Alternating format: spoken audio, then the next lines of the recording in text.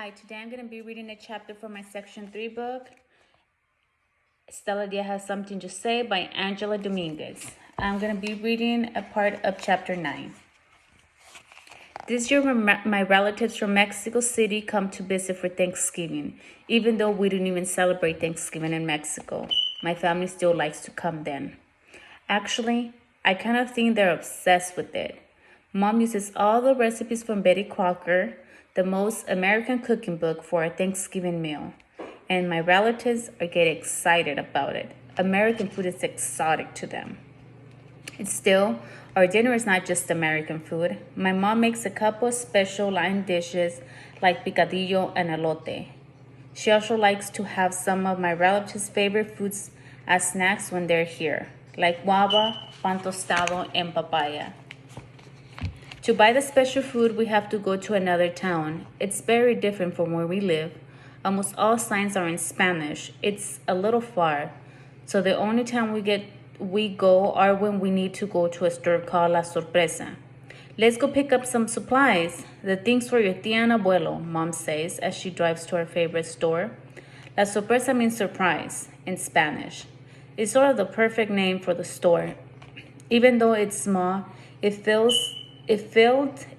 with so many shelves that every turn is like a surprise. The biggest surprise happens when we go to the produce area. I see so many interesting vegetables and fruits. There are prickly pears, coconuts, yuca, and a huge banana called plantains that are not really bananas. I even see cactus. People eat this? I asked Mom, poking at some of the cactus leaves. See, it's nopales. You like it? I gulp. This is nopales? You mean I've been eating cactus? I don't understand why I haven't noticed the spiny needles going down my throat. She laughed, knowing what I'm thinking. You take off the needles before you cook it. That's why. Phew. Nick grabs a piece of a wrapped golden cake that looks like a pound cake, except it has sesame seeds. Wait, this is a quesadilla. Mom? Oh, that's delicious. Grab some. They eat that in El Salvador. Your grandparents make it sometimes. Mom's mom, my abuela, loves to cook. Because abuela grew up in El Salvador, she makes all different kinds of dishes from Central America, Cuba, and Spain. She even makes Italian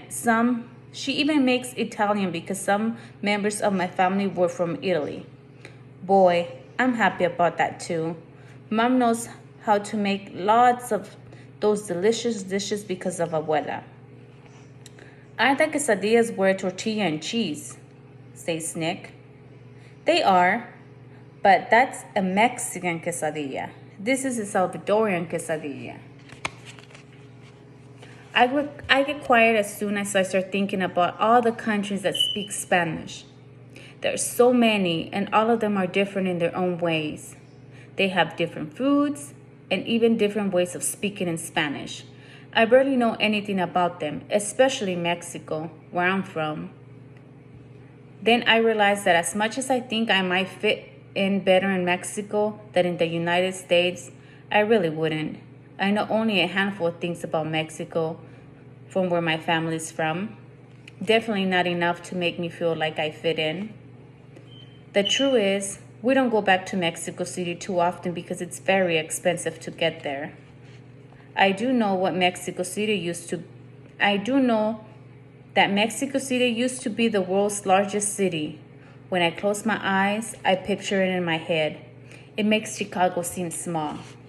Mom used to say that when Nick first got to Chicago, he says everything was flat and empty. He would say everything was flat and empty.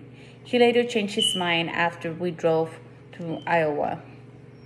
Mom, tell me more about Mexico City, I asked, wanting to picture where I came from. Mexico City It's in a valley surrounded by two volcanoes. One volcano is called Popocatépetl. The other is Iztaccíhuatl. According to the Aztec, Iztaccíhuatl is a princess and Popocatépetl is a warrior who protects her. She's told me about the volcanoes a bunch of times, but I still love hearing about them. It makes me feel like I come from a place that is special and that I'm connected to that place through her.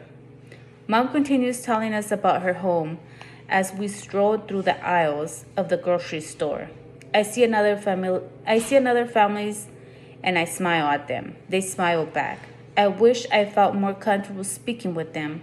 Still, hearing so much Spanish feels nice to my ears. It's like a warm blanket. Once again, that is chapter 9 from Stella Has Something to Say by Angela Dominguez. Thank you.